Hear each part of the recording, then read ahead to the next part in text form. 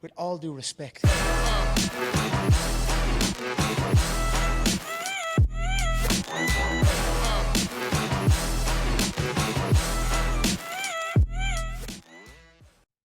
Hey, we're Josh Ortegon and Greg Gaines, and this is With All Due Respect, the show where we keep it real about health, fitness, and performance. From weight loss to sports development, we're covering the conversations that matter. Follow us on Instagram at Phenom Fitness, PHNM Fitness, and visit www.phenomfit.com to check out our training programs, coaching, and gear built for real results. Let's get into it. Well, we got episode 102, and if you watched 101 and go, man, I really wish Josh would wear the different shirt once in a while. We just did episode 101, and now we're doing episode 102 2 minutes later. To back. So I would like to first get ahead of the fact that I do wear different clothing. If anybody out there is worried about me, I do wear different clothing. But 102 is a first for us. Okay. Mhm. Carly Fauth, you said like mouth. Like right? mouth. Yep. And Carly, I have quit introducing people because I never tell someone's story as good as they do. And I would like for you to tell, everybody's going to know, as soon as you tell your story, everybody's going to know what this podcast is about. I want to tell you on a personal note, my mother-in-law is going through her second bout of breast cancer. And it's been 13 years and going through it again. Mhm. And she's an absolute warrior, an absolute warrior with it. Like, she is in better spirits than everybody else around her. You have to be. Right. I don't have a choice, right? Yep. So can you please tell your story and then we'll just go. Yeah. So, like you said, my name is Carly. I am a breast cancer survivor. I was diagnosed in 2024. A very dark day in January. I got the call as my kids were walking in the door from school. Completely, yeah. Came out of the blue because I was a fitness instructor, have always taken my health very seriously, been a great eater, done all the things right that they tell you to do to prevent cancer. So when I found the lump in the shower, I didn't think it was anything. My doctor didn't think it was anything. Then I went for the biopsy and it was something. It is triple negative. So, and for those of you that don't know, there are different types of breast cancers. I didn't know this before I was diagnosed, but sometimes it's hormone driven, or in my case, it's triple negative. So that means it is not hormone driven. So that means that after treatment, after what I went through, there isn't anything I can take to prevent the cancer. I can't take a hormone blocker. I mean, it wouldn't do anything because there's nothing to block for it to come back. I did catch it early, so triple negative can be pretty aggressive. It is an aggressive form of cancer and it can go south really fast. I truly believe that the reason why it did not spread and get to be a worse situation is because I have led such a healthy lifestyle. I think it was probably fighting the cancer for a while. So I was diagnosed in 2024. I just really started my fitness company as my main job as opposed to a side hustle, which it had been for so long. So the timing was pretty crappy. And I thought to myself, how am I going to keep my business going with the only thing I knew about cancer and chemo was my grandmother. And I remember she had a wig and she had sores in her mouth and her head was over the toilet all the time. And I thought, how the heck am I going to keep my business going? And teaching classes, because it's just me, I have to teach them. I'm virtual, so I have to actually do it. And I went to my oncologist and I told her this, and she's like, I don't really know that much about exercise during cancer, but here's this book called Moving Through Cancer. And it became my Bible. I read it and I was like, I can do this. Like, if this woman is talking about how great exercise is for you during treatment and what it can do for you as far as the side effects of chemo, because I did have to get very aggressive chemo, I can do it. So I made a pledge to myself, and my husband was a witness because I knew I was going to need him to push me on some days. And I said, I'm going to show up every day. I don't know what that's going to look like, but I'm going to show up every single day for my clients and for myself. And I did. I worked out every day. I mean, I was bald. I had no eyebrows. My head was over the toilet some mornings. Like, I got a double mastectomy and went completely flat, which actually made fitness easier because I didn't have to worry about a bra. I was like, I don't care. This is actually nice. Yeah. And I was able to do it. And it's also important to mention that before my cancer diagnosis, my whole thing that I had created was this Fit in Fitness 15-minute method.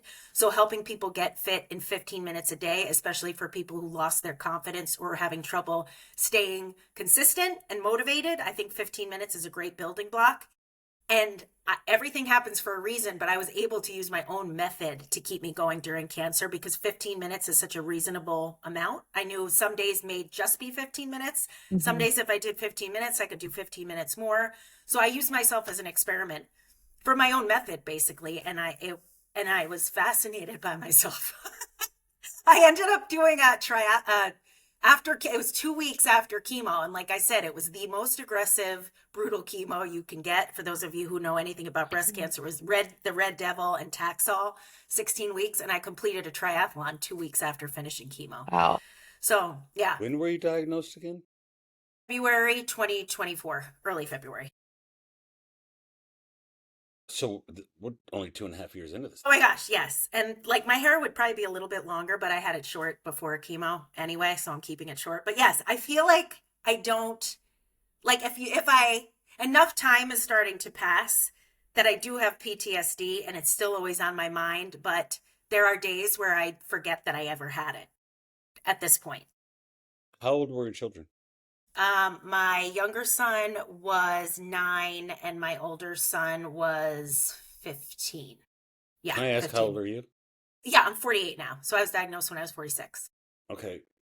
And can I ask you what's that conversation like with children? Oh, well, this was a little interesting because they were at 2 different ages, so the same kinds of conversations we couldn't put them in a room together because it wouldn't be appropriate for the younger one. In the beginning, I had a really nightmare of a situation in the beginning when I had my biopsy and I was waiting for the MRI results. I mean, it's too much to go into, but it was the most stressful experience because I broke the MRI machine and I had to go back and it was a night. So I was waiting to get this call, do you have cancer or not?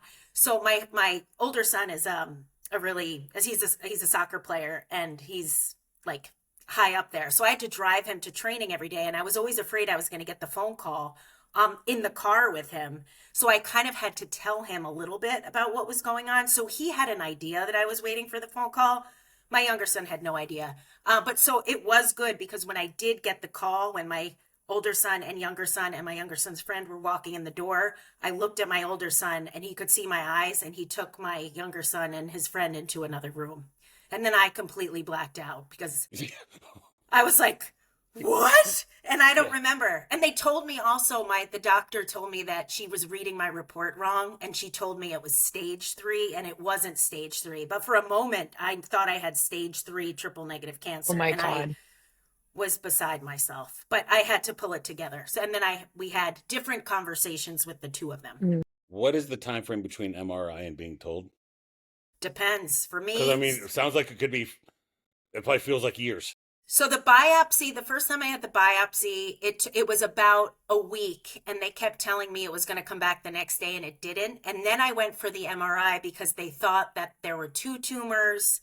And then I broke the MRI machine and they said it was like a freak thing. I'm like, leave it to me to always have the freak thing happen. So I had to go back to get another MRI and then it timed up with school vacation week. So they told me I was going to get the results on one day and it ended up being like 5 days later. It was a nightmare. Like, you never know what it's going to be like as far as getting the results. That's the worst part. All right. I have so many questions. Yeah, fire. You still exercise during Yes, chemo and during everything? every day. Do you get any advice from the doctors around exercise or how to manage this or what's it going to be like? Is there a lot of education around like, hey, this is the type of chemo you're getting and this is what to expect. This is what you probably can and can't do. You shouldn't exercise. You should exercise. You have a chemo tutorial where you meet with the nurse and she tells you what to expect as far as side effects and all that stuff. They do not know. And I'm not pointing the fingers at anybody, but this is the part that I think is a real problem. You have doctors who know about cancer and they have a limited time with you and they're concerned with telling you all about your treatment. they're not going to talk about something they don't know. So they don't tell you about exercise unless you have a doctor that has done the research or knows the research. Everyone is going to tell you to rest. That is the worst thing you can tell a cancer patient, is to rest. Yeah, the best thing you could tell them is to move. I'm not saying you shouldn't listen to your body, but if you are resting when you have chemo all the time, you will come out of it and you will be a shell of yourself. Moving your body helps the chemo go through your body. It helps you deal with the side effects. Like, all you got to do is go for a walk, and that can relieve nausea. You can, when you are going through chemo, it eats muscle for breakfast, lunch, and dinner. So if you are not doing any kind of strength training, you will come out of it. And I even did the strength training, and I noticed a huge difference. It's eye-opening what it does to your body. So you just go into chemo and you go, no, I'm going to work out. Yeah, because I had this, she gave me the book, so I knew there was somebody out there that was like, there was a doctor who was prescribing exercise. Mine didn't, because she admittedly said, I don't know that much about exercise, and I respect that, but she said there are studies out there saying that it's good for you. So I took it upon myself to do my own research, and I had this great mind-body connection that I had built for so many years. So I knew I could trust myself. So that is how that happened. Yeah. Imagine the mental benefits from exercising during that time. Yes. Were quite important too. That was probably the main reason why I did it. Mentally. Yeah. Walk us Yes. walk us through a little bit of like what your regular training routine would look like. I know you said that it would change just depending on how you felt, but what would an average week look like for you? So I teach every day, and I usually teach a 15-minute class live, and I'd have to do them. And I usually teach a 30-minute class live every day. Plus, some days I would do my own thing. So my goal during that was to make sure I showed up for the 15-minute. And then if I showed up for the 15-minute, I would show up for the 30-minute. And then on the days, like on every morning that I was going for chemo, I'd go for a run. And I would also run on Saturdays. So I would be working out, I would say a solid, on my good days, and even on my bad days, probably averaging 45 minutes a day. And then a long run on Saturdays. I never took a day off. And then on Sundays, I have a 30-minute strength class I would teach. I never missed a class, except some days I would have to not teach one class on Wednesdays because I had chemo. But that was it. I showed up every And day. that was like running, that was weightlifting, walking. Because I teach everything, Right. yoga. Yeah, it was cardio, it was strength, and it was flexibility and mobility. I tried to hit those marks every week. Did you ever have somebody be like, Carly, you sure you should be doing this? My own nurses, because I had really bad, after the second round of chemo, that it's called Taxol, and everyone said the Red Devil was the worst chemo, because that's the one that makes you lose your hair and makes you feel nauseous. You get sores in your mouth, real fun. And then everyone was like, once you get to Taxol, it'll be so much better, because sometimes that just makes you feel a little achy. I have never experienced pain like I felt in my feet. I guess it was neuropathy, but it wasn't numbness. It was like someone was taking a hot poker and stabbing it all on the bottoms and sides of my feet. So I couldn't even put my shoes on. So that, and when I called the doctor to ask if the symptoms were normal, that's all I was asking for. And she said, like, Carly, haven't you ever heard of like resting? And I was just like, I'm going to take this phone and throw it through the wall. I was like, stop telling me to rest. Because moving was the thing that like, if I could get, even if I had to go barefoot, if I could just go outside and walk around my yard, it would help, even not forever, but I think the endorphins would help numb the pain. So I was like, just enough with this rest stuff. I'm not going to lay there and be miserable. I'd rather be moving and be miserable. Yeah, no, I agree. Yeah. I don't think I'd want to be able, I wouldn't want to sit in it. No, because when you sit in it, that's when those thoughts come in and it makes you feel like it's terrible. You don't want to sit in it. Want to sit in those thoughts. I'd want to push them down deep. Yep. Exercise. Yeah. Yep. Okay. Explain the process between, was it, you said February of 24? Yep. Hey, Carly, you don't have cancer anymore.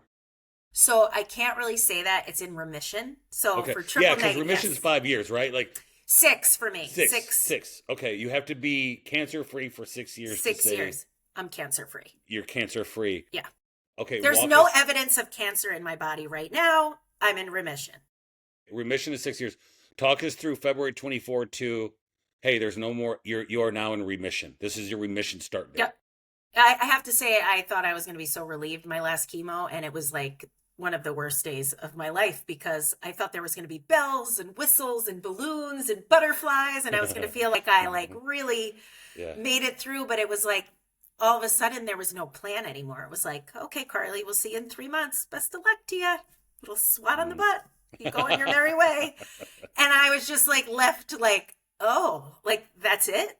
And it's the survivorship piece is way harder than people give it credit to be. It's very hard. To this day, it's very hard. Explain that a little bit. Explain that a little bit. Because all of a sudden you're let go and there's no one monitoring you anymore. Like it's up to you to let your doctor know if you have a suspicious pain. And for a woman who's going through perimenopause, who's moving all the time, I have pains all the time. So I have to constantly talk myself off a ledge and be like, no, Carly, your shoulder hurts because you lifted a weight and it like aggravated it. It's not necessarily shoulder cancer, or you don't have dental cancer when the doctor that's always on my mind, right? That somebody's going to be like, yeah. So it's that the anxiety piece. It's like wearing heavy boots. I feel like my shoes are heavy. Nothing's light anymore. Every checkup, you're probably like, oh, here's the one checkup. Mm-hmm.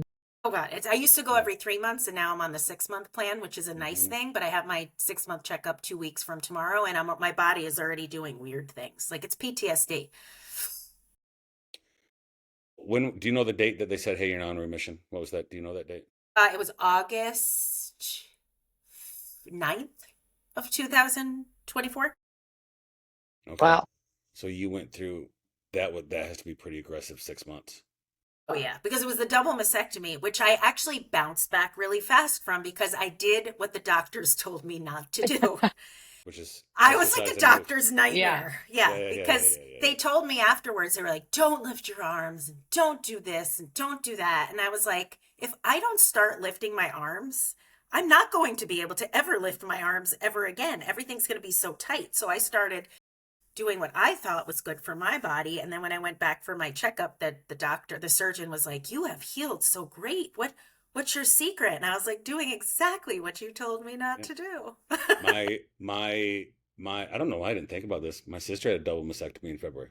Oh, really? For a lump. Really? Yeah. Did she go flat or reconstruction? No, my sister reconstructed. Yeah. I mean, some people are very like, everyone has to make their own decision. For me, for my job and my personality, I don't need them. I was like, you betrayed me. I'm done. Take them off. Yeah, you betrayed me. Yes. Eliminate. Yeah. Yeah. Yes, I like you betrayed me. You betrayed me. You are no longer part of me. I banish you from having the ability to be part of my body. Now I could take my top off and there's nothing to see. Yeah. My sister had it, and here's the crazy part. So my sister, no, you would never meet my sister. My sister had like the tummy tuck thing on her own. Yeah. Like she just wanted to get it. She had that in November and then got diagnosed and they found a lump 3 months later. So then they went whack. So like the last 6 months has been my sister like lots of stitches and lots of healing. Oh, that's so unfortunate. And yeah, so she went from like one she chose and then one she didn't choose, and caught it early and got it all off. I have a friend of mine that works in surgery that got her with the right people, got it early, got it out, got it done. But she even said that she made the comment. She's like, well, once it's in you, I figure this is probably what's going to get me later on anyway. I'm like, we don't know that. We don't know that. I said, you don't know that. Don't. I'm trying to be Mr. Positive, but I'd probably be the same. Yeah, but you can't I have a really strong network of friends who've had cancer, and there's a girl who I've become friends with who I had on my podcast. She was diagnosed with stage 4 triple negative breast cancer, and the doctors told her she was going to die, and she beat it. Oh my God. That was 7 years ago. So she beat it because she treated it like she loved the cancer out of her body. That's how she described it. She's like, I'm just going to love what this is allowing me to do and the doors it's opening. And that's how she beat it. So like mindset is such a big piece of it. And oh my gosh, if you do not have a strong mindset, it's why it's important to build it before it happens. right. So what are some things that you would practice with mindset? Yes. I was just going to ask that. Yes. Exercise, Yes. because think about a tough exercise class like fitness. I always use a Tabata as an example. Like, Oh, no one wants to do a Tabata. 20 No, seconds we on, don't. 10 seconds off, and you want to puke.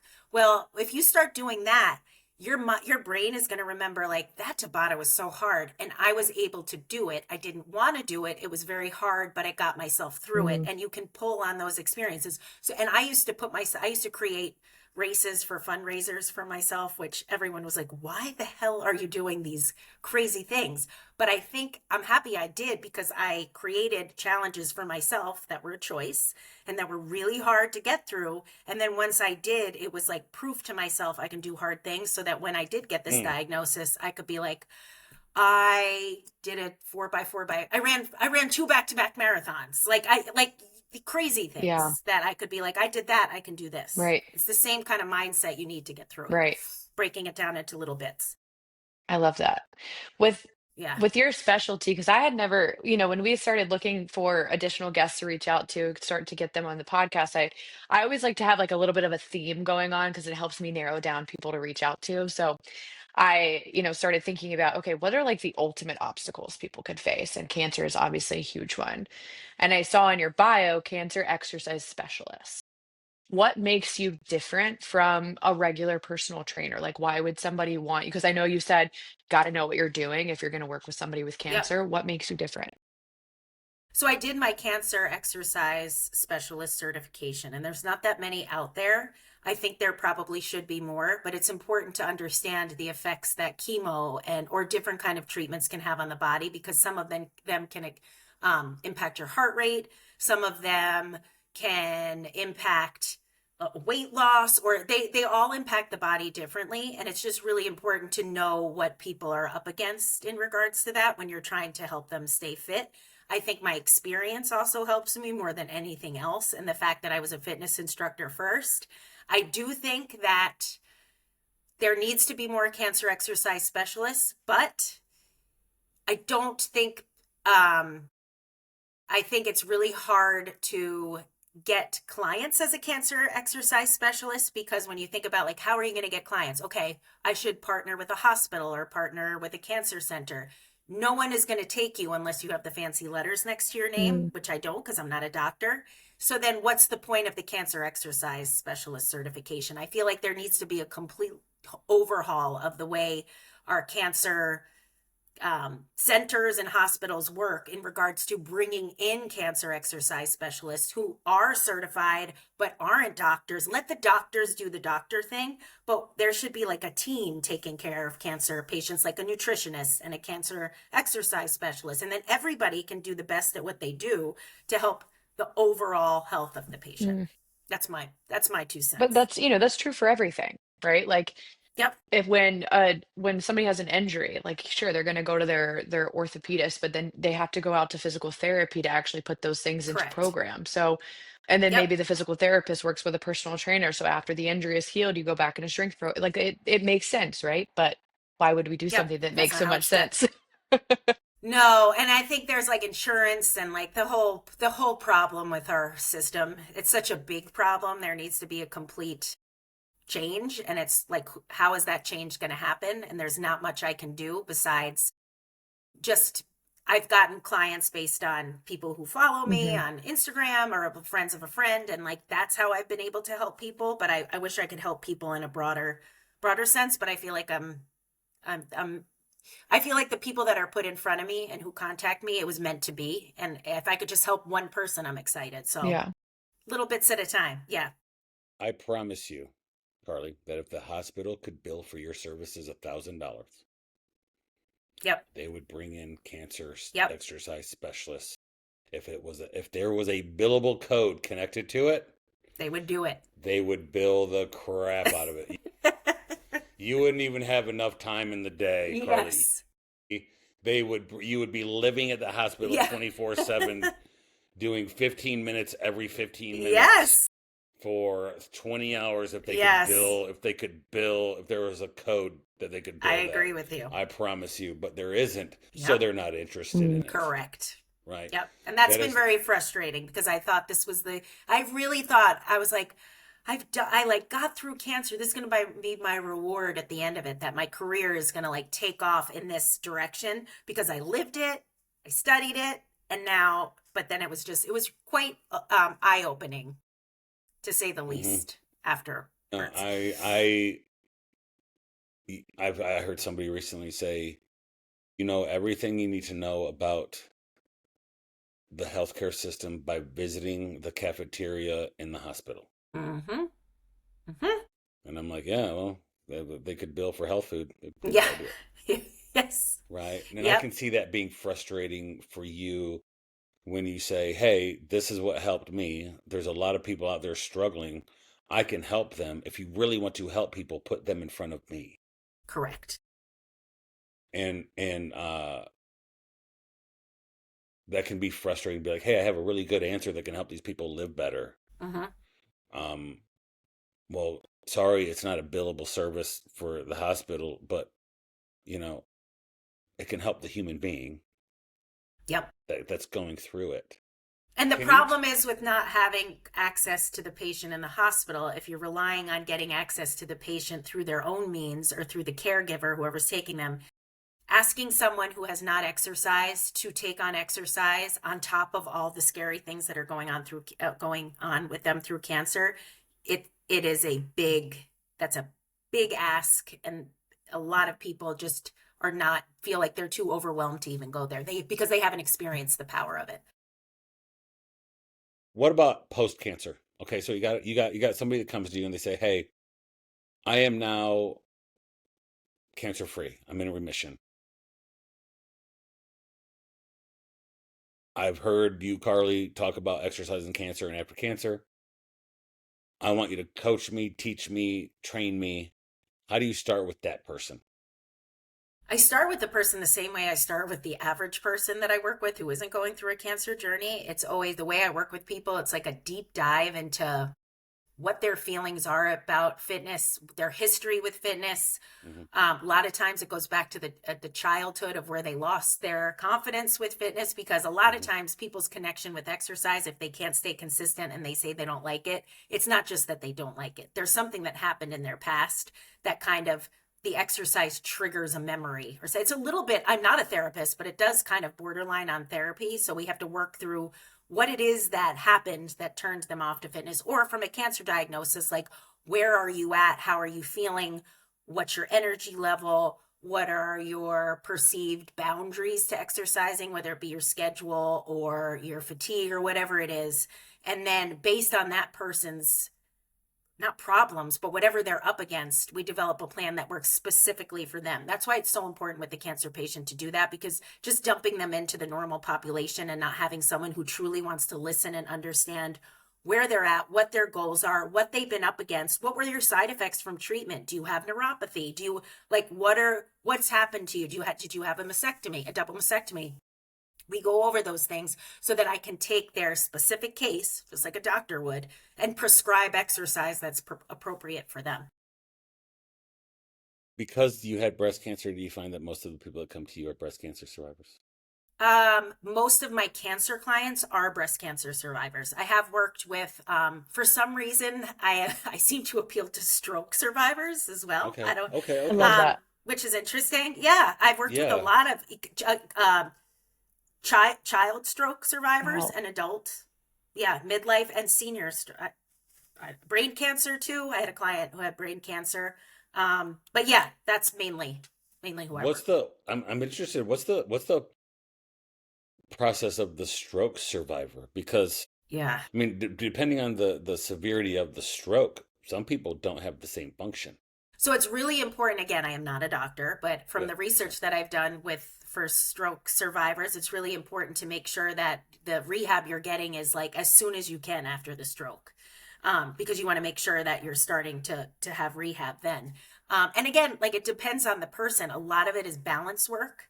A lot of the stroke survivors I work with are just not confident in their lower body strength. So building lower body strength with, mostly body weight exercises, but maybe incorporating weights once they get more confident, and a lot of walking. I take a lot of stroke survivors on walks, and we use the curb for like step ups So using what's around us to get fit too, it makes it more fun. And yeah, a lot of it is balance work, because that's the thing that is really needs to come back as far as safety too, just for everyday living, working on that balance. So it really does sound like a lot of like confidence building and things that you That's really what I'm trying to help everyone do through fitness, not just cancer survivors or people who have suffered a stroke, but everyone. Is just helping people understand that mind-body connection builds confidence, which will help you be better at everything else in your life, be better as a caregiver, be better in your job, feel better about yeah. yourself.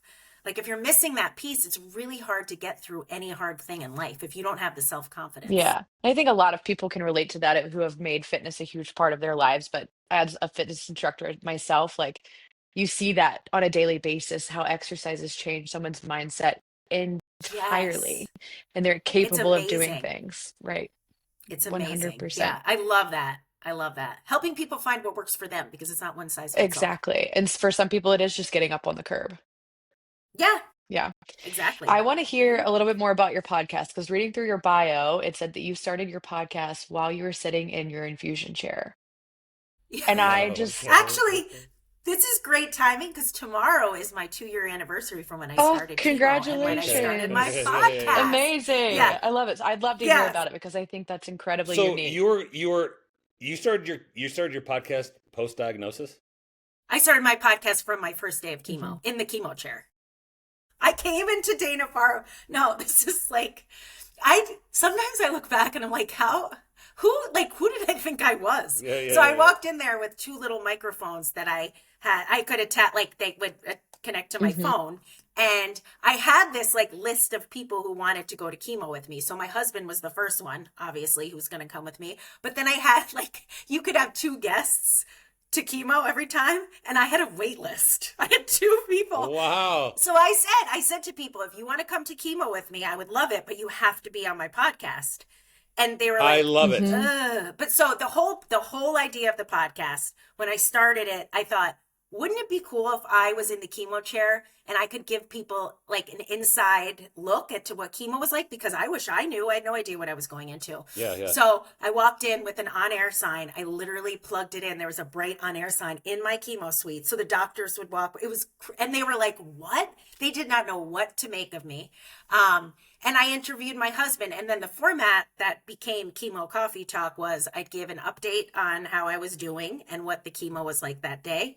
And then I would introduce my guest who was with me, because I realized that all these people that were coming with me had taught me things that helped me get I through this love it. cancer experience. So I could say, this is Lynn. And what I most admire about her is she taught me how to be a better communicator. And then I would ask her questions that she could tell the audience to help them become better communicators. And I could tell the audience how much I love Lynn.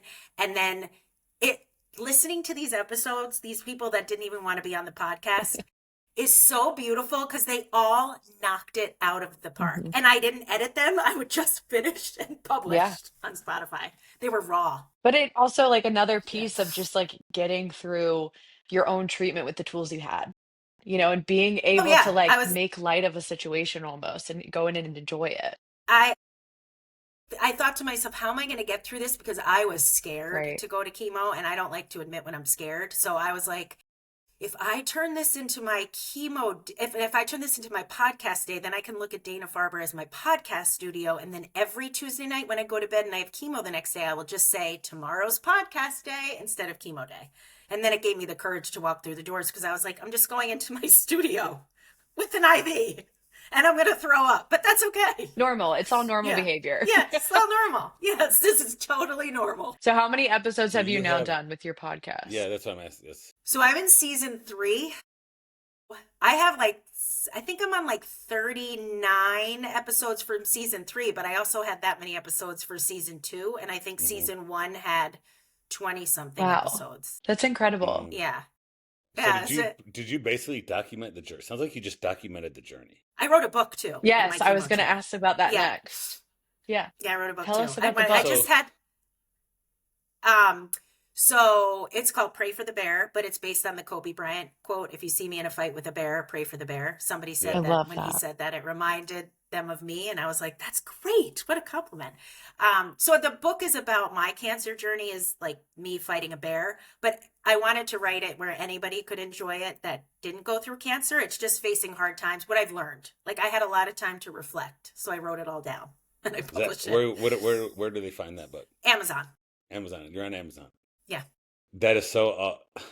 So can I ask you, Carly? Are you quite extroverted? I'm an extroverted introvert. Okay. Did you need to have these people to be part of the journey for you to be okay during it? Do you think? I understood the importance of community, and I was absolutely amazed by the love that was shown my way, and I felt so I could not have gotten through it without the love and support of the people around me. And it was like, that is the thing that only a cancer patient, I think, can see, is the beauty of human kindness. You'll never see it like you will if you've been diagnosed with cancer. Trust me, that's the beauty of cancer, is you get to experience human kindness at a level that's off the charts. I hate that it has to get to that place for you to Me too, experience it. but I also don't, because like we need something. We Absolutely. need some gift from this crap. Yeah. So like that's your present. Yeah. That's incredible. And so your book dives into your own mindset, things that you've learned, things Little yeah, lessons, little that's stories, all incredible. from my past. It's not all cancer. Yeah. It's like me. I talk about like myself as a little kid, like all these little lessons that I've learned along the way. It's like little vignettes. I love that. Just Yeah. incredible. I love the bravery Thanks. of being like, I'm gonna do a podcast. Yeah, day me one, too. That's and I wore a wig. I wore all these crazy colored wigs. Like every time I walked into Dana-Farber, I was like, I'm gonna bring the sunshine. So like I had a mullet wig, I had a bright pink wig, I had crazy wigs that I wore. So when you do chemo, you said you in the chemo suite? Yeah, so every chemo center has it differently. Sometimes you're sitting in a chair next to somebody, but lucky for me, I like in Dana-Farber where I went, there's like little rooms. Okay, so you have your own little room. You just brought your guest in. Oh yeah, Used my it as two a- guests. You had your And two sometimes guests. I had two guests, and then I was like, okay, your time's up. I need to bring the next two in. It was Okay. ridiculous. I was like a party, a walking That's party. incredible. Because I've seen environments where you're in a room and it's a bunch of people. Yeah, not this. This was I would be in the waiting room with people, but I was in it by myself with my guests. Okay, and it turned into a studio. How many podcast episodes did you have in your studio? 8. I had 8. I had 8 rounds of chemo. So it's 6 every other week. So it's 16 weeks, 8 episodes. But I Okay. did some auxiliary episodes with my kids. I interviewed them about what it was like to have a mom with cancer.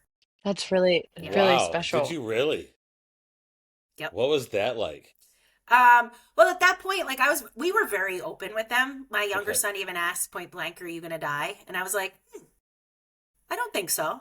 Yeah, and he was just like, well, somebody at school said you're going to die. And I was like, I don't That's plan great. on dying. Oh, And I was like, and he was just like, I was like, I will tell you everything. I won't keep anything from you. So I think they weren't scared because they knew that nothing was going to be kept from me. yeah. They weren't in the dark with anything. No.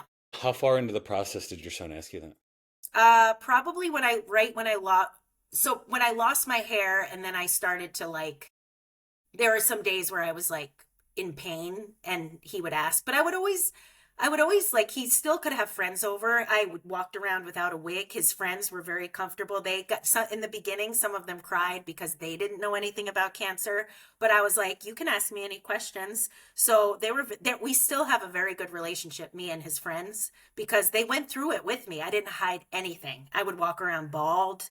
If I didn't feel good, I'd tell them, but I was always trying to, like, they were always over the house. I didn't lay down a lot. I would lay down when they were at school, Yeah. and then I would get up. You know what you've done for them though? You've created like a sense of not fearing it. You know, of That's course, what I wanted yeah, to like of do. course there's always going to be some fear because it is such a big diagnosis, but you've created a sense of like, I can do this and you're watching me be able to do this and I can be strong through this no matter what. I think that's incredibly special. And and I wanted to show them, okay, I understand your grandfather died of Yeah. cancer, but there's another outcome that can happen if you get cancer. You don't have to Wow. die. You Yeah. know, I think it's so important to have that open communication because, you know, your son could have done two things with that thought, right? Because it starts with a thought. Yep. He has the thought of like, is my mom going to die? he can either express that and you guys have that communication, or he can sit in it by himself at night in his room not knowing. That was my worst fear. I hate Yeah. holding things in. I'm a big talker. Yes. No, I love that. It's like one of the best characteristics to friends- have. And you know, that'll eat away at a 9-year-old boy. Yep. And that'll create fear and not sure, and he'll feel not alone, or he'll feel completely alone in these thoughts, and he doesn't know if he can ask you. But for him to be able to come to you and say, "Hey, are you going to die?" And you'd be like, "I don't think so." Yeah. He goes, "Okay, whew, all right." And it wasn't a lie. I didn't think so. Yeah. And you didn't say, "No, I'm not." Right. Yeah. Because that you don't know. Right. No one knows. I didn't say that to him, because then that would have led him down another rabbit hole. If I was like, nobody knows if they're going to die tomorrow. Yeah. Oh my gosh. Yeah. No. Yeah. It's just not. Yeah. I kept it age appropriate. Yeah. And you had another son much older. Yeah. So for him, when he knocked on the door when I got the diagnosis, and I was just like, it's cancer, and he was like, I'm never playing soccer again. I'm not going to training. And I looked him in the eye. I was like, I promise you something. I will beat this and I will get through this, but you are not going to stop. You're going to play soccer. You can feel things, but you're not going to let it take you away from what you're doing. You're going to go to practice today and you're going to play your hardest, and like, let's keep things. And he was like, okay. Oh yeah. Yeah. Okay. Well, then I got this question as a husband. What's the conversation with your husband like? My husband is like a rock. I don't know what I would do without him. He's very like chill and laid back and like lets me do my thing. But he was scared. Like he cried his eyes out, not in front of me. Yeah. But and he cried the last day of chemo. But he wasn't. We just keep our senses of humor. I think that's our biggest asset. Okay. So we laugh a lot. We just have a really good relationship, and we talk about everything. So yeah, I don't like I don't even remember. Like, I'm sure that's a question that he would probably have to address about how dark and deep he went. But I don't think But how did you tell him if the kids were right there in the room? Unfortunately, I think I texted him and said, he knew I was waiting for the call, and I said him. Yes. I said it's cancer, and I think that's when he probably pulled over his car and bawled his eyes out. Same with my parents too, and my brother. It was like the worst thing you had to tell somebody. But I did call. One of my first calls was to that woman, Lynn, who was one of my chemo buddies. And I said, she knew I was waiting for the call. She was a client at the time. And I said, oh my gosh, Lynn, it's cancer. And she called me and she was like, well, game on. Oh yeah, for sure. She goes, you gotta have that. I'm afraid for cancer. Yeah. And I was like, okay. Yeah. Everybody needs a Lynn in their corner. Totally. Lynn is the best. Yeah. I hope everybody who gets a diagnosis needs a Lynn in the corner to kind of pull you up by your pants and be like, hey. Game on. Yeah, game on. What are you going to do? Yeah. What's your other route? What you going to do? What's your other route? Yeah. She's like, you're going to. Yeah, what are you going to wither? She's like, you're going to wither and quit? Gonna get your gloves on and fight it or what? And I was like, yes. Yeah, right? It's like, what else? Well, let's be honest. What are your other options? What are your options? People say, oh, you're so strong. And it's like, you would be too. I would hope you would be. Like, you don't have any other option. I'm not brave. With a 9 and a 15-year-old husband, family, what are you going to do? Lay in a corner? You also got to think about this. Like, 9 and 15-year-old kids, they're watching you. All the time. And they're going to face adversity. Yep. And, there's going to be a time that you can be like, so what if you lost your game? You're not going to go play tomorrow? I beat cancer. Yep. Oh, I use that all the time. You've weaponized it. I love it. I have. I'm like, did you see what I went through on those days where I couldn't get up out of bed and I still did? Get up, go. Yeah. You're fine. Mom, I think I got a little sniffle, can't go to school. I got cancer. Yeah. Get up. And it works. Yeah. Good. As long as it works. They're probably like, shit. It works. They know I got nothing against Mom. They're probably not even bringing it up anymore. They know I'm the toughest one in this household. So as you should be. Love it. Yep. I love it. I think that's great.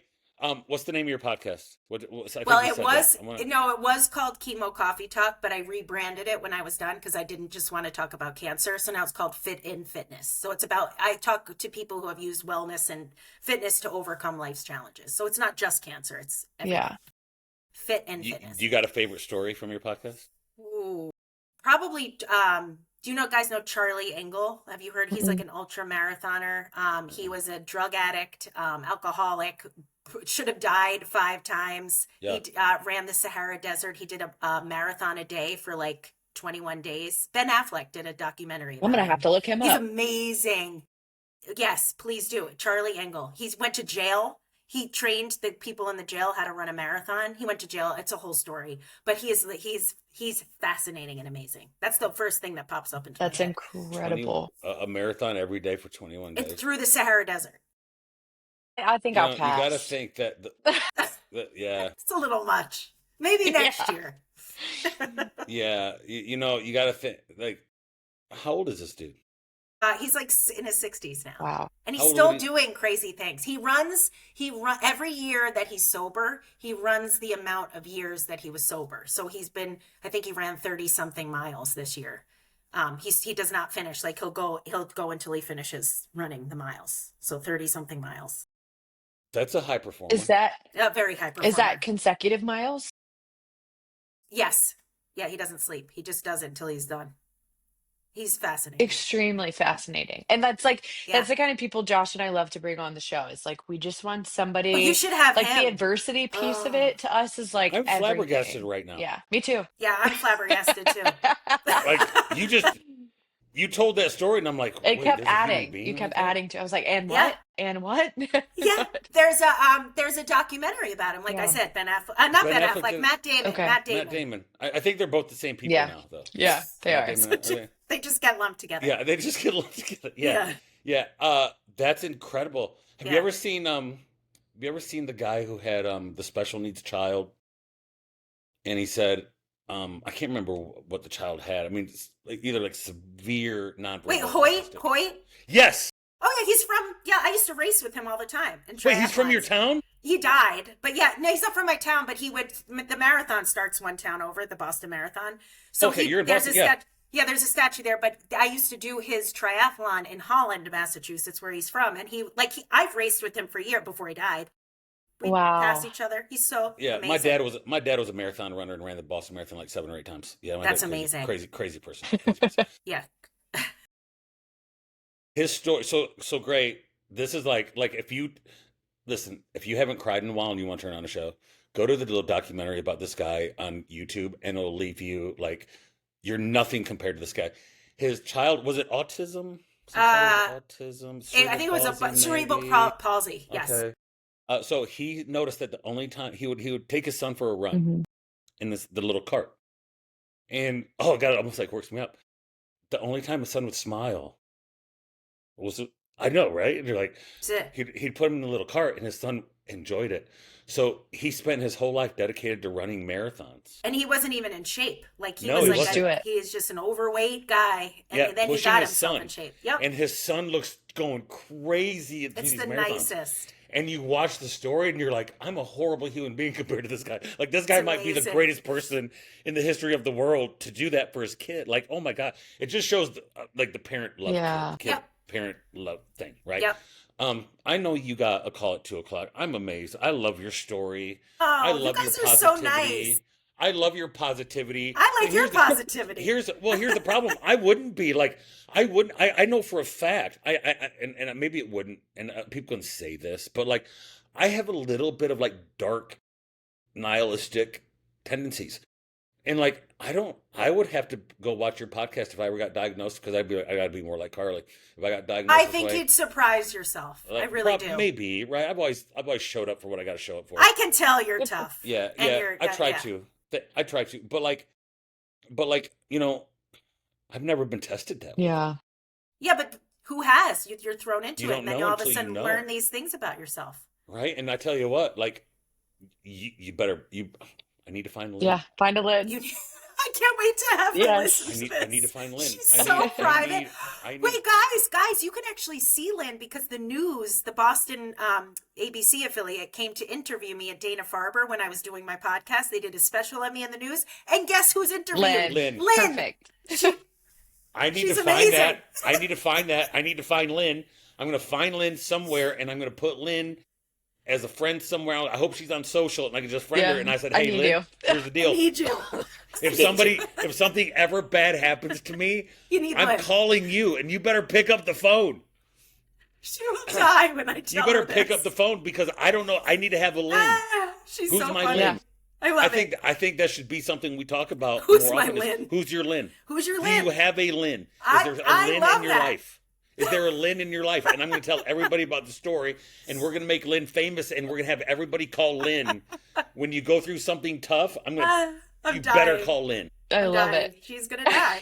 I love Lynn. I love. Lynn We too. can- She's my best friend right now. You know what? Next time I have a friend, I'm going to be like, you know what? You're nowhere near the friend Lynn is. You're just gonna make up a Lynn. out Anytime a of friend there. of mine, He's gonna yeah. make Anytime I'm supposed to go to a workout with a friend, and he's supposed to come with me, and he's like, no, I can't come. I'm like, Lynn would guess be you're there. not my Lynn. Lynn would be there. I'd call What would Lynn in Lynn do? Massachusetts right now. What would Lynn do? Lynn would fly from Massachusetts to Columbia, South Carolina today. She's actually in South Carolina. She moved. I Where's think she in South Carolina? Wait, North Carolina or South Carolina? Carolina. Both the She same. moved. She moved. She lives down there near you. She lives You have to closer figure you out than what she does to city. me. I have to 'Cause figure we're in out. South I gotta Carolina. introduce you to If Lynn. Lynn moved to You- Columbia, that is South so- Carolina, I'm finding Lynn in this town. I'm knocking on her door, and I'm like, I I just think needed it's to South meet you. Carolina. That is hilarious. That's amazing. I'm on. It's amazing. You need to find out. It's all meant to be. Listen, Don't you love like all This of is- these little this is pieces? serious. They're all so I meant love to be. it. I This love is it. serious. If you need to find out where she's at. What if Lynn lives in my neighborhood? Wouldn't that be so funny? I am This so is amazing. excited right now. Okay, I'm ending it on Yes. this. Thank you very much Yes. for coming on our show. Everything that Thank we you. hope for, I- like this is exactly what I hope for out of This finding was you. so fun. Yeah. This is great. Part 2. I like you guys. I'll I do like part you two too. anytime. I'm fired up. I I love am- talking to you guys. You know what? I was really tired this afternoon, and like couldn't sleep last night because I had 2 pit bulls in the bed, and I'm wide awake, and I'm ready to go. You know what? I'll be I'm your ready to go. Lynn. I'll be I'm your ready- Lynn. That's fine. I'm your Lynn. I don't know. I got to meet the Lynn first. You might not be as good as Lynn. Okay, that's a tall. I'm that's not. asking you. No, I know you I'm not beat as good. cancer. Yeah, I know you but- beat cancer. You might not be Lynn though. Hey, Thank you. thank you Oh, very much. yeah. Thank you so Have much. a great day. You Yes. too. Thanks, Bye. guys. Bye. Bye.